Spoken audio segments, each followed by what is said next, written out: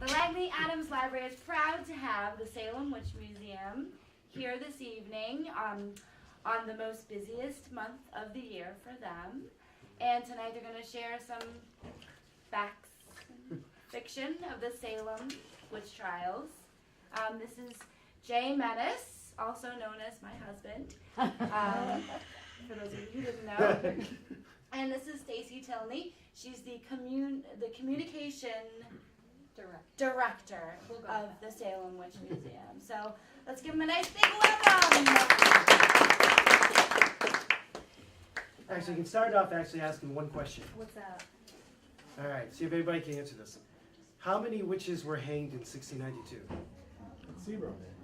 You got it, yes. Because? You ruined the joke. That's okay, that was good. Because they were witches. framed. Yes, they were.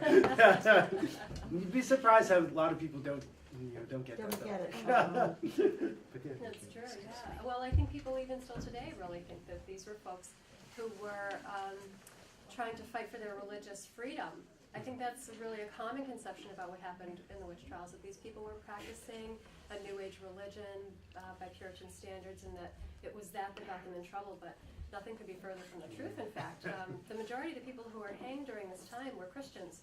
They were either Puritans or Quakers. Yeah, and the feud, the Puritans and the Quakers. Well, that's true. Had a lot to do with it too. Do you have any other jokes? Maybe later. Go ahead. So, do you want to come on in? Plenty of seats right over here. How many people here kind of pretty much already know the story? Maybe you were a 6th grade field trip, you learned it in high school. Okay. So, for the benefit of those of you who maybe don't know the story, I'll make it we'll call it Sparks Notes. So in 1692, put yourself into the place of the colonists who were sort of exploring this new world. It was very unfamiliar, uncharted territory, and if you needed clothing, you couldn't just go to the mall. You had to make your own clothing. You had to go out and harvest your own food. It wasn't, life as we know it today is very, very easy compared to how they lived. And by virtue of that, I think they get this rap for being very staunch Puritans and how strict and unjoyful they were. And I kind of disagree with that. I think Puritans had just as much joy as anyone. They danced, they had music. Yeah. It was just everything was in moderation. Right, it was definitely a moderation. And, they played games and they, had dances. And so, I think it would be wrong to say that Puritans were just these mean people who persecuted everybody. Stoic. I think stoic is a good word, but also, again, if you can consider what life was like on the frontier. You couldn't go for miles and miles and miles and continue to see these populated areas. You would find wilderness, and the wilderness was unknown. And what these folks believed was that who lived in the woods and who lived in these forests were savages. I think you'd be appalled today to consider it that way because they were Native Americans who already lived here. They certainly weren't savages. But the wars between the English and the French during this time have created people against people, and some of the Native Americans would fight on one side or the other, and these reputations would grow. Now you're not sure also whether or not you're following English law or your own law. Are you following the king's rule or are you making your own rule? So all of these fears and anxieties are playing themselves out in everyday life. Then you've got normal life, like do you get along with all of your neighbors? Does everybody in here get along with every single one of your neighbors? I mean, none of them have dogs that bark at 4 a.m. Oh, that's just me. Seinfeld. So there were people who were neighbors, and they would argue just like neighbors do. But in Salem at this time, one of the big arguments was, should Salem Village, does anybody know what Salem Village is called today? Danvers. It's Danvers, right. But at this time, Salem Village is sort of the pastoral community. Salem Town, which is now called Salem, is the part of the city that lays right on the harbor. So think about farming life versus mercantile life. Folks in Salem Town were sending their ships abroad, making a lot of money, bringing back silks, and spices from the Far East. And the pastoral community, the farmers, were looking at these folks and thinking, well, they're living a racy lifestyle, and maybe we don't completely agree with everything that they're all about. That's an unusual story, right? Nobody's ever heard that story. That never happens.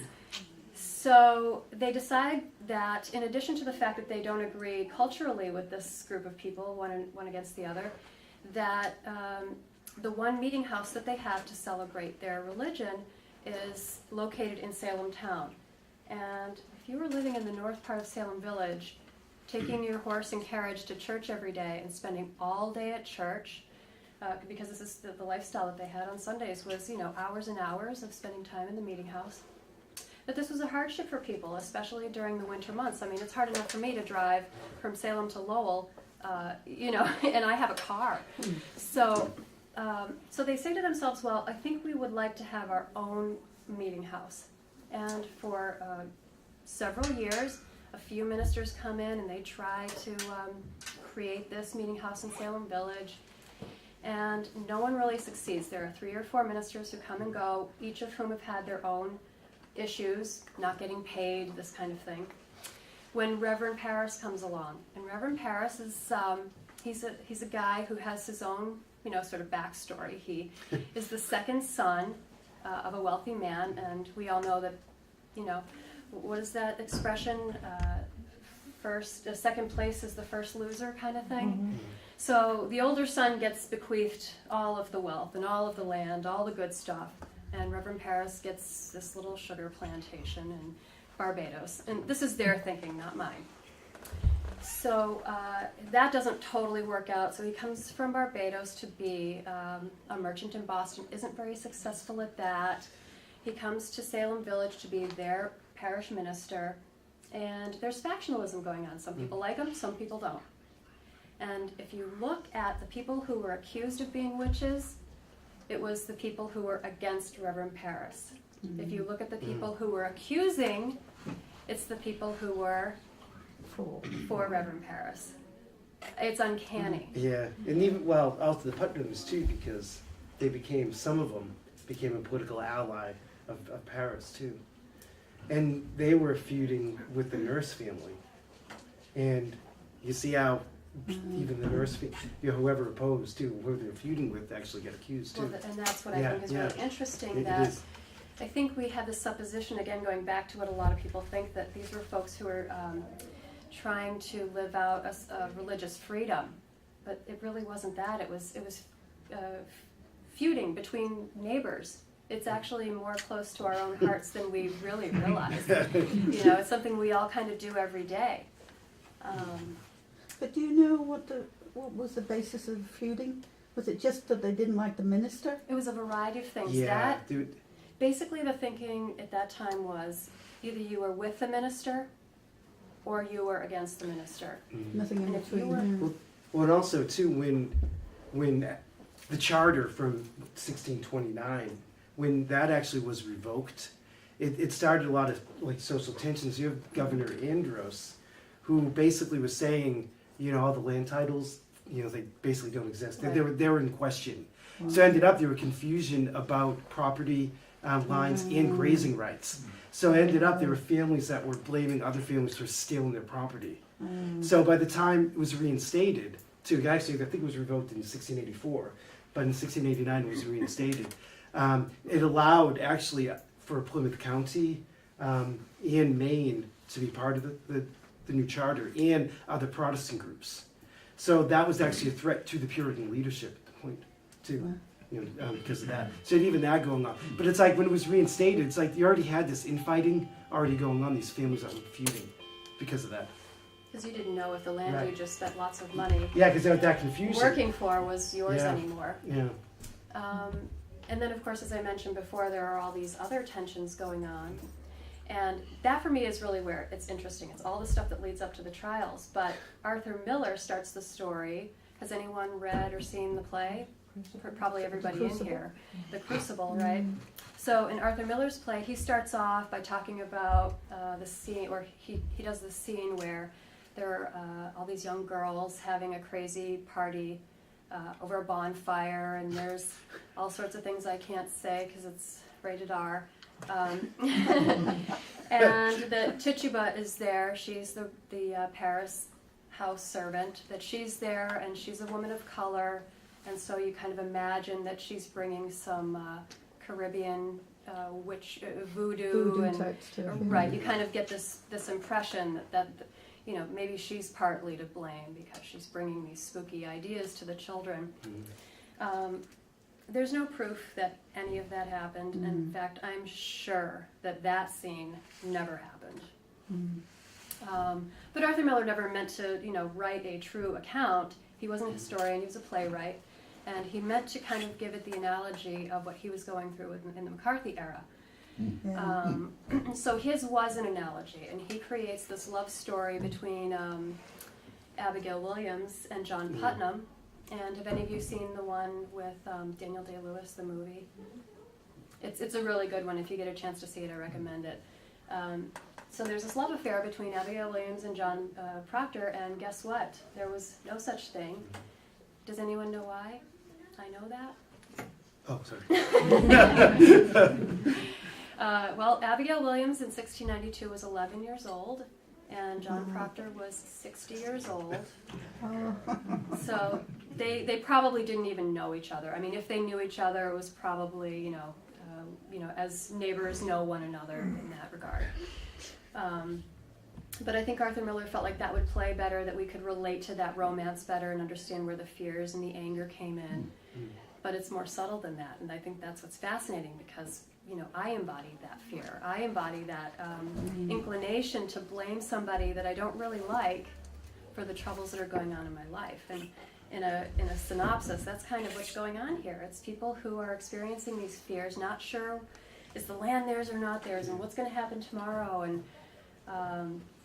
they need someone to blame. And I don't want to use the word superstitious because someone could look at my beliefs and think I'm superstitious. But we're talking about people who believed in witches. Let's take a poll and talk about what are people's impressions of what a witch is. Who knows the Wicked Witch of the West? Everybody in here, right? And I think, am I wrong when I say that when you think of witch, this is probably the iconic, this is what you think of when you think of that word. And then maybe from there you go beyond it and you think, okay, there's Sabrina the Teenage Witch, or there's Samantha from Bewitched, all of whom are cute and funny. Even the Wicked Witch of the West, I mean, she's scary up until you're about 6. And then you kind of like her. Kinda, don't you? But in Puritan vernacular, this was not, I mean, you didn't like witches. They were heathens. They were devil worshippers. That's what they believed in a very serious sense. Witches were people who... Actually, witchcraft, too, was actually the farthest you could get away from God. Because part of actually the Puritan theology was... God is really far away. There is this gap, but He does work through the works of nature. So every act is ethical, in a sense. So if something bad happens to you, either you're not living according to God's will, or you blame somebody else for that. And so it's like within that, the farthest you are away, from God, the farther you get away, the more apt you are to going to be, get into all the vices of human nature, lust, malice, anger, things like that.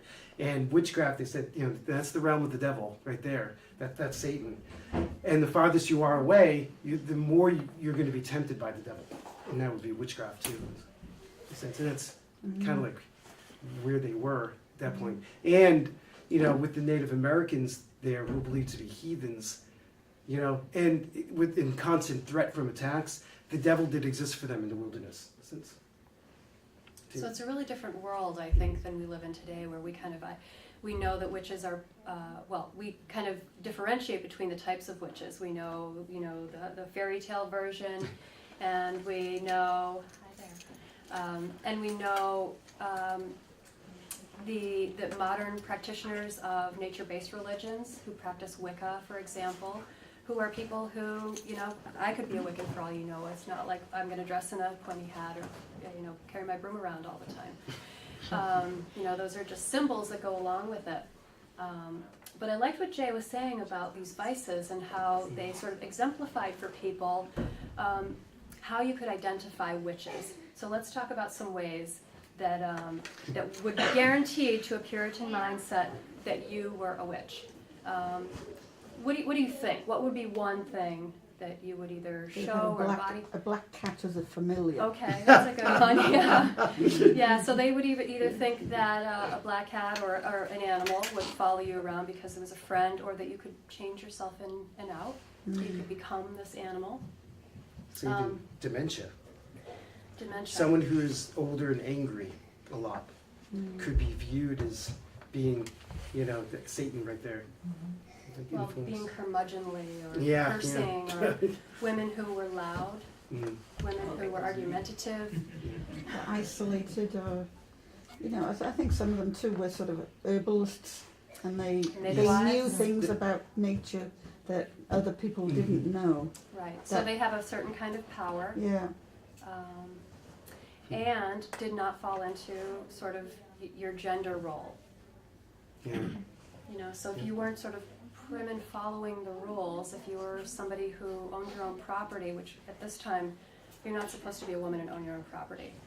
But if you happen to have a father who passes away and you don't have brothers or sons, property goes to you, and now you become maybe just a little more suspicious. There wasn't Sarah Osborne, who, it was a woman of property. She ended up marrying her manservant. And, That was a no-no. right, yeah. That's- too. I'm Sarah Valerie Osborne, by the way. Oh, Are you just really? Wait, I can see the resemblance. Okay. Is there any truth to the bread, Oh, rye God. bread, Yeah, ergot person. with mold, and if you ate it, it made you, yeah. Yeah, I've heard that story. I've Yeah. heard the explanation that maybe in the rye bread there was a mold that creates an LSD reaction, so, psychotropic drugs. And there are some really smart people who've done that research, and they feel very strongly about that. But most of the modern historians I talk to say it doesn't fit all of the exact timing. It doesn't quite fit all the symptoms. And so let's all just say maybe it was the rye, maybe that was what was happening. But it's still interesting because it doesn't end there. It doesn't end with these 2 young girls becoming sick, or 5 girls becoming sick, or 10 girls becoming sick. At this point, girls are like the lowest on the totem pole. If a young girl had something to say, nobody really cared what she had to say. But all of a sudden, this whole community is turned on its head, listening to every word these girls are saying. Why? Because they're saying what they want to hear. The people that my mom and dad don't like, they're witches. And girls are getting the attention that they want. Right. Well, yeah, they're almost like rock stars of the day. Oh, yeah. People were on their every word, and they were traveling around. Like, They were consulted. yeah. One girl does try, Marcy Lewis, she does try to recant, and they basically forced her to take back her recantation. I think she gets a pang of guilt, and she's saying, actually this was just, my girlfriends and I were just goofing around. And they're like, no, that's not what it is. So they just won't even accept the truth because it doesn't go with what they're What they want to believe. what they want to believe.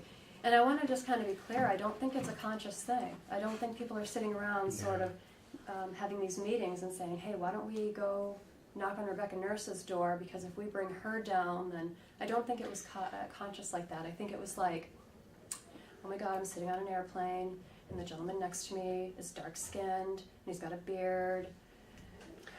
Well, Do you know what I mean? Yeah. and also too, in that whole, it's very easy to think that it was just one explanation, when there are so many different factors at that time that actually put together really, added up together to the hysteria. But also, you have to remember, with fear and belief, Oh, yeah. both together do Totally. affect, and this happens today, but affect perception and memory. Because with an ordinary event, and it could be a nightmare, or who knows, it could be, your wife doing something completely different one day that they've never done. And all of a sudden, it's like, ooh, okay, you're interpreting that event as evil, It's a sign. and then you start to blame other things on that. You have to notice other things. So you can see how it could get caught up in and then turn into a mass hysteria. Yeah. So it's more sociological explanation. Have any of you heard of this case in, I think it was New York, maybe 6 months ago, with some young girls who were exhibiting tics? Tics, yeah. Does anybody remember that? It's almost like Tourette syndrome. Right, Yeah. right. No biological explanation for that either. And we're in 2012, so I find that fascinating. So here's another question I got asked by a third grader. Why was it only girls? I don't know. But how cool of this third grader to sort of recognize that and ask that question. So I don't know. But another explanation too, actually, you were just talking with the girls from New York. It actually, because they were saying it was probably hysteria, because when it came out in the media, other people started to get it, so it was actually known. But it's a form called conversion disorder, where psychological stress is converted into physical ailments, and it could be blindness, paralysis, the inability to speak, in fits. I mean, these girls were accused So- of barking like dogs Yeah. and contorting. So who knows? I and mean- crawling into the fireplace and throwing the Bibles against the wall. And I think there are a lot of explanations why that might be. I mean, if you're an 11-year-old girl in Puritan society, imagine if you're thinking about boys for the first time, Yeah. or you think about that you want to go out and play, even though you've been told that that is not what you do. You have this guilt inside of you for things that are totally normal. And you're thinking to yourself, boy, I must be a bad person because God doesn't allow me to have these feelings. So they're feeling guilty, and one way to sort of express their emotions is to take on this sort of, I guess hysteria is the word we're using. Right, yeah. Better word. And sort of express a lot of that anxiety and petulance, Maybe these girls are tired of hearing what you're supposed to say at church every day, and dashing the Bible against the wall is one way to express that anger without taking responsibility. So that would be- Blame somebody else. Well, yeah. Well, right. And talking about blaming somebody else, Abigail Williams, I want to say, pretends to make an apology at the end, many years later. But what she says is, the devil made me do it. Oh. Yeah. So she doesn't even Yeah. really take it in. She's saying, I was deluded. Well, and even Ian Putnam blamed the devil. Ian Right. Putnam Jr. Yeah, I think I meant to say Mhm. Putnam. But do you have any questions? We can maybe take it that way. Has anybody read any books on the witch trials that you liked? Well, you should. Library. They have a lot of great I books know, at this actually. library. And this guy here really was the only one who apologized, Judge Sewell, and he felt very deeply too about. He was a really interesting man. Huh? I've read Sewell's diary. Have you? Oh yeah, really good book. And she's actually, I believe, a relative too. Yeah, she's a descendant. Yeah, but it's a really good So book. Judge Sewell was a progressive guy, Yeah. and he in the early 1700s, he's behind women's rights. Mm. I mean, he was like 100 or 200 years before his That time. is unheard of in that day. Exactly. Yeah. Somebody said before in the Declaration of Independence, when they said all men are created equal, they were referring to white male landowners. Indeed. Yeah. Yeah. Judge Sewell supported Native Americans attending Harvard. He thought that they should be educated. I mean, again, hundreds of years before his time. And the fact that he was the only one who really felt a genuine, well, I can't say he felt genuine remorse that Yeah. that other people did not, but based on how he behaved, Yeah. he fasted for one day every year for the rest of his life. So he observed it every year. And there were a lot of other judges who they rose in power, they got better and better positions within the government, so they didn't really suffer too much from their roles that they played. Okay.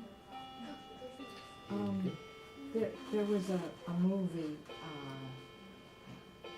several years ago, maybe 10 years ago. I can't remember the name. Three Sovereigns for Sarah. Three Oh, Sovereigns yeah. for Sarah. Was there anything there that was based on fact? Oh, a lot of it. Yeah. I would say it's as close as you can get to really feeling what it would have been like. That was a good movie. Yeah, it was And good. they actually did film it at the Rebecca Nurse homestead. They didn't and they Yeah. filmed it in Topsfield too. Yeah. Yeah, that's a Vanessa Redgrave movie, so if Yeah. you like Vanessa Redgrave. It was good. Yeah. It's very intense. I mean, yeah. If you really, really want to know what life was like in Puritan New England, that's a great one.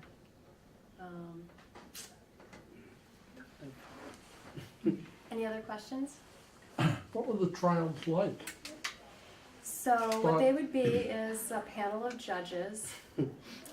The girls would be in the gallery, the accusing girls. We called them the afflicted girls. They were, quote unquote, afflicted by these witches. How many?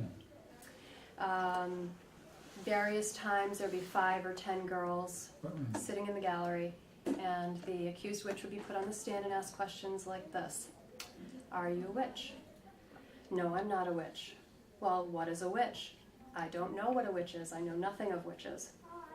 Well, how do you know you're not a witch if you don't know what a witch is? No chance. So you Sounds can't good. win. And, hey, that's logic right there.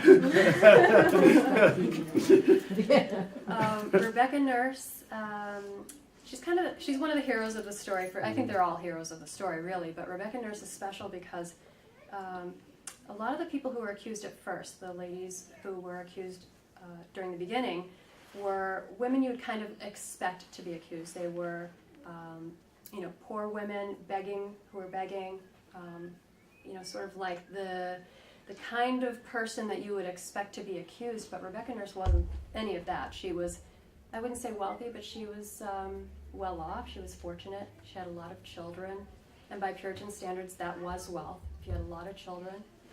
The Putnams, especially Anne Putnam Sr., was jealous of her fortune. Her own children had died, and she was jealous of Rebecca Nurse's fortune. Rebecca Nurse is 80 by the time she's accused, and she's becoming infirm at this point. She's losing her hearing, and the first time her trial runs, she can't totally understand what's being asked of her, and she thinks she's answering properly, but fortunately for her, I guess, she gets acquitted the first time. Well, the girls in the jury go nuts.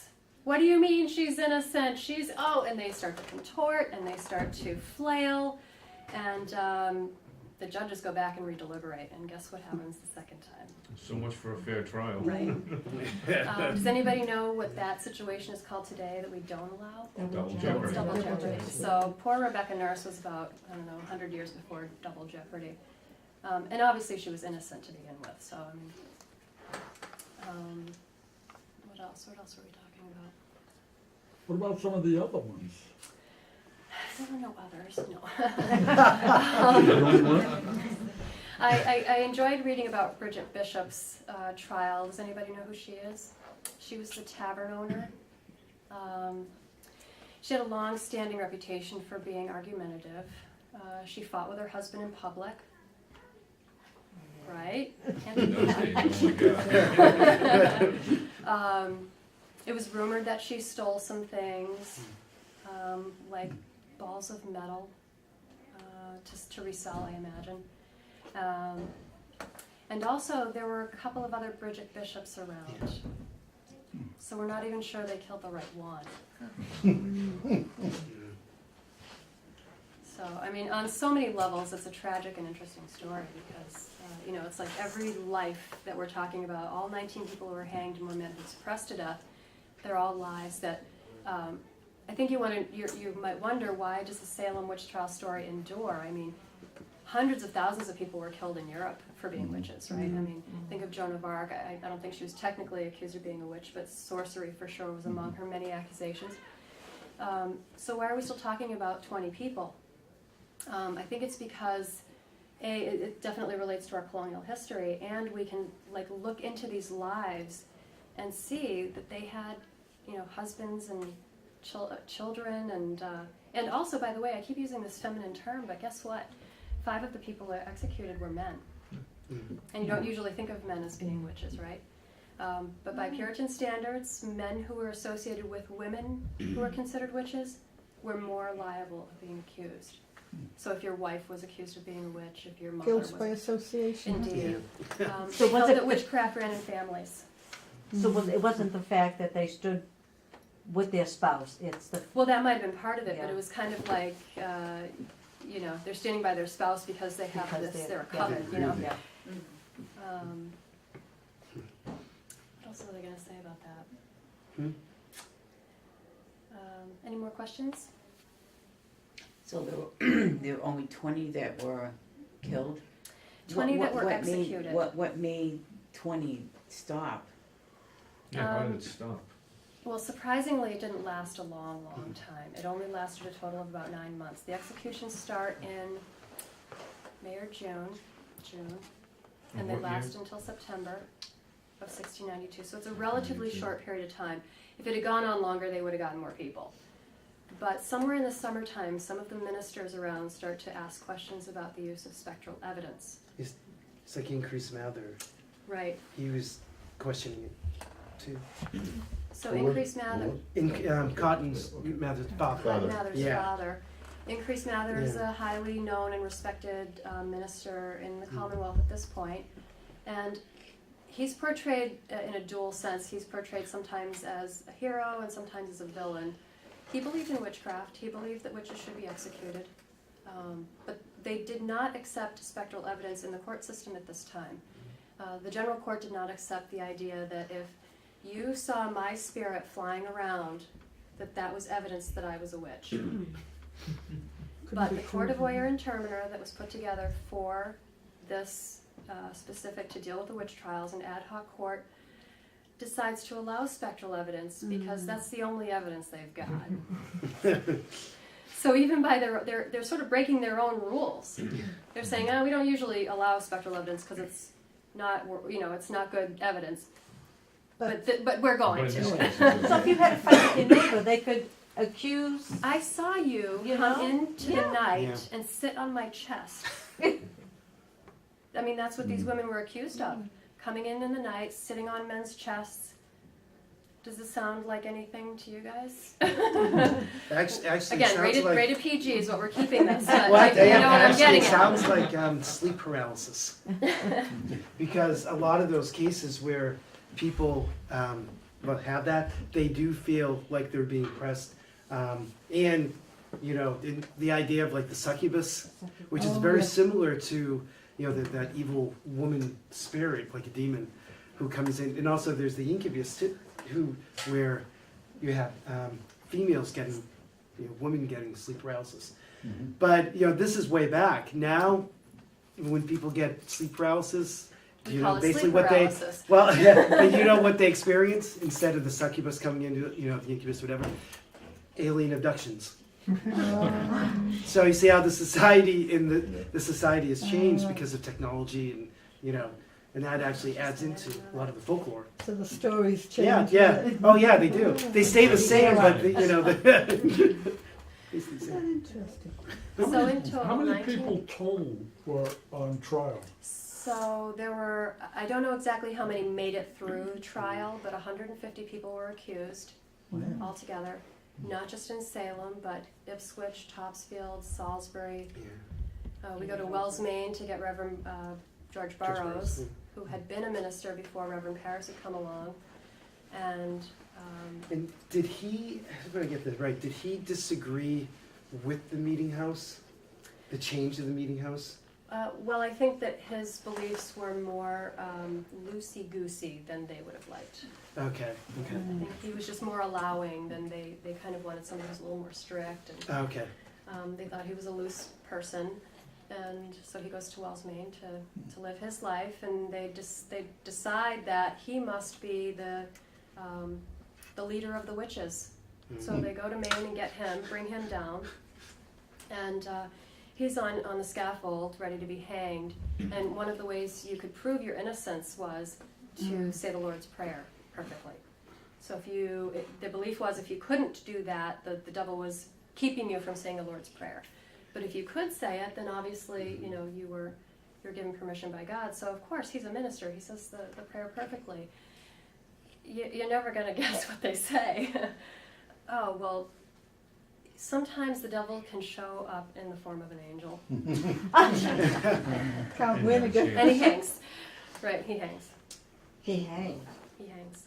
Even though by their own standards, this is a proof that you're not a witch. Very So- flexible rules. Yeah, whatever works for us, Yeah. whatever we can do to get these people. So 150 people are accused, 19 people hanged, 1 man pressed to death. Giles Corey was pressed to death.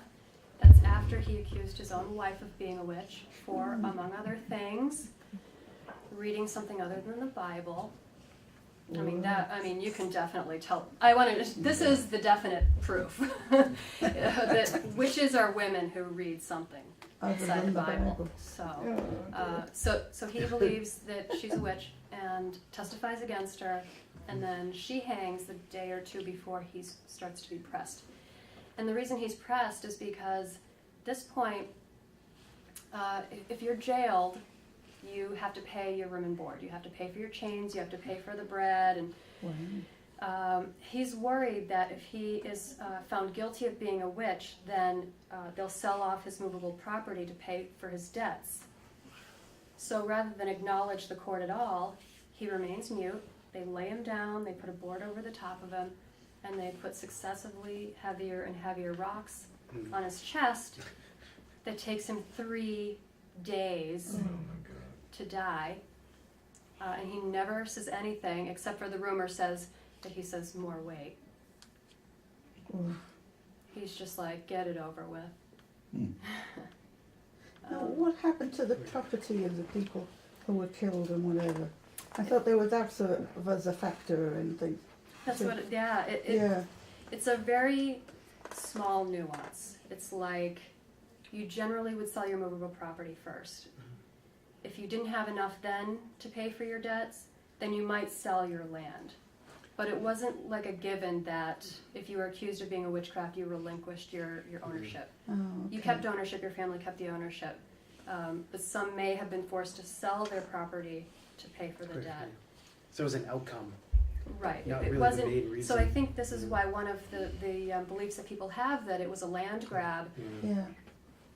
Not totally. I mean, it wasn't after the fact. It wasn't like people were consciously saying, I need to get Rebecca Nurse's land, so I'm going to accuse her of witchcraft. So really it was a little bit of a lot of things. Yeah. Yeah. A smorgasbord. Which is why I think it's so fascinating. Because there are so many layers. Yeah. And, Arthur Miller kind of brings you in, but then if you do some research, like this woman right here, this is one of my favorite books. Her name is Marilyn Roach. And she spent 30 years looking through the archives and looking through the documents relating to the trials, tax deeds, tax rolls, land deeds, and other documents. And she has a day-by-day chronicle, like literally every day of that year is written out in this book. So if you wanted to, which I do and did, read every day, and there's some empathy in here. Like you can see that she's not trying to glorify any of this, but she's trying to understand. Because if we don't try to understand how we're like them, we're going to think we're not like them. And guess what? We all are. It's human nature. We're afraid. We want to get rid of that fear. We want to stop. If you're afraid of not having a job, you want to get rid of that fear. So what might you do? You might try to persecute people you think are stealing jobs from you. Maybe. Attack what you don't understand. And that's another thing too. And I don't want to get too political, but Yeah, that fits though. but I think Political climate. that where we lose it is when we say that's not us. Those were the Puritans. That's 300 years ago. They were weird. We're all the same They under weren't the weird. skin. They're just like me. Yeah. Actually, it's still, you can even, talk about during the 80s with the child abuse, with child care, like the satanic ritual abuse. and people were put to jail even though they were innocent. Too. So I again, think, you know, everyone can imagine how fearful you would be if you Yeah. thought something was happening with your child. yeah. But The then fear of reason child kind of abuse. goes out the door. Yeah. We talk a little bit about Japanese American internment after the bombing of Pearl Harbor and how, you know, if you looked a Concentration certain camp way, it conditions. didn't matter where you were born. If you had a certain skin tone, you were put in these internment camps. We talk also about the epidemic in the 80s when AIDS first broke out. People did not understand totally how that disease was spread, so it was the fault of the gay community. They were bad people because they were spreading this awful disease. Well, we all know today that you don't have to be gay to get AIDS.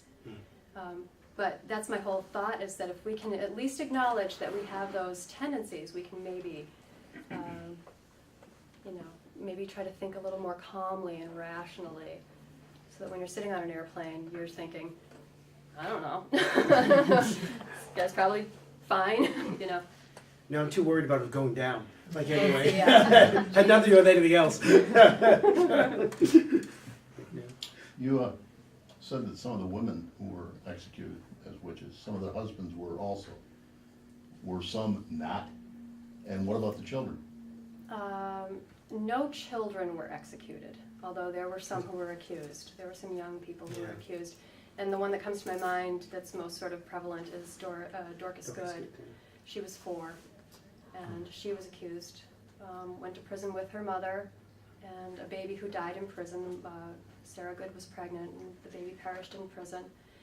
And after Sarah Good was executed, Dorcas Good was released under her father's care for the rest of her life. And when she was about 21 or so, he petitioned the court for recompense for caring for her. And that's the last we see of her. We don't know if she lived longer, but that's the last that she shows up on record. So, I mean, they weren't even ashamed to accuse 4-year-old girls of this terrible crime. And I'm telling you, the jails today are palaces compared to what they endured Yeah. in the 17th century. Now, people who were accused of being witches, did they wear scarlet letters or anything like that around town, or? Not in Salem, Yeah. but there is record of people previous to Salem who had to wear letters, whether it was A or whether it was whatever. I don't know what letter would have been associated with witchcraft, but that is a fact. People did, you know, the scarlet letter and the A is Yeah. definitely a historical fact. But there are people still actually getting accused of witchcraft today in Africa, Saudi Arabia. Salem, But a lot of those people Well, really are witches. Yeah. I think it's their home. So. Which actually brings up a really good other point to make before we kind of wind it up, if you're out of questions, is that so in 1692 there were no witches in Salem, and today we have more than the average population of witches. But the two terms mean something completely different.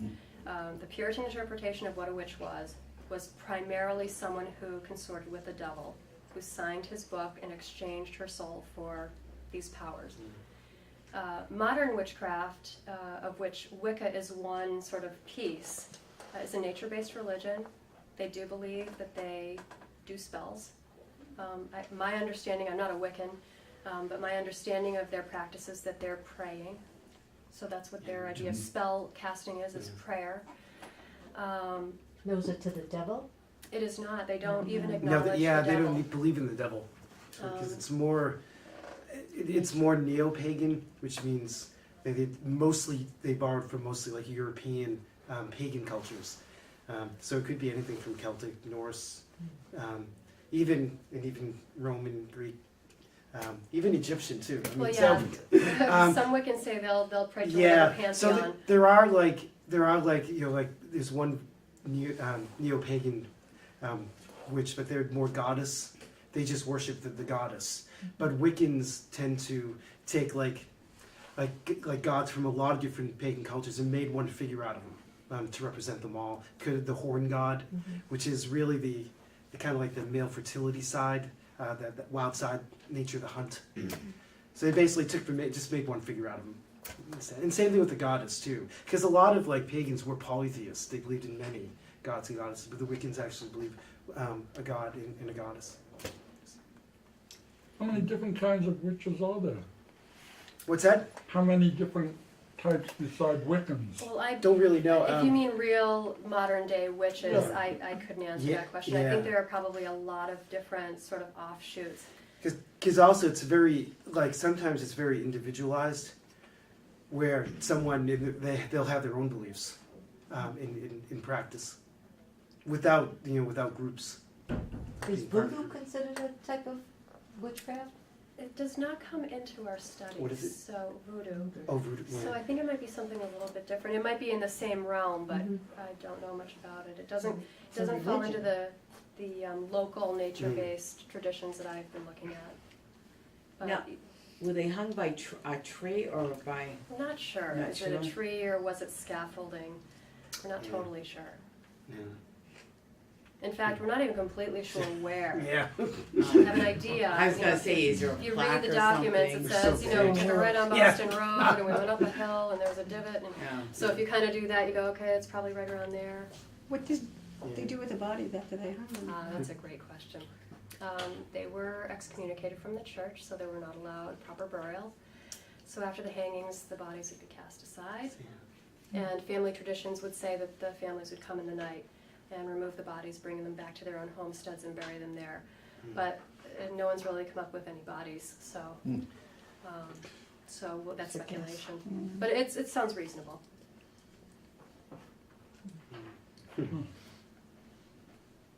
Any other questions? Yeah, it's a statement rather than a question. I was thinking of the Wiccans again. I belong to the Universalist Unitarian Okay. Church. Yeah. Oh, cool. Very liberal Right.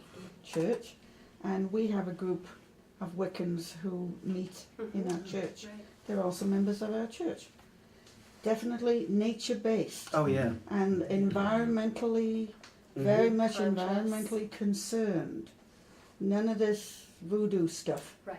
But they're really into trying to save the environment, which fits in with our church's belief of saving the environment and how you And the live. Quakers as Yeah, well. Yeah, they go, yeah. you know, so I they almost meet feel like once a month Quakers at were our on the church. cusp there. Oh, yeah. You know, I mean, they were Christians, but they were more, I think they were accepting of a wider worldview. Yeah, very, very accepting. Interesting. Interesting religion. All right, I guess if there are no more questions, class dismissed. Thank you very much. Thank you.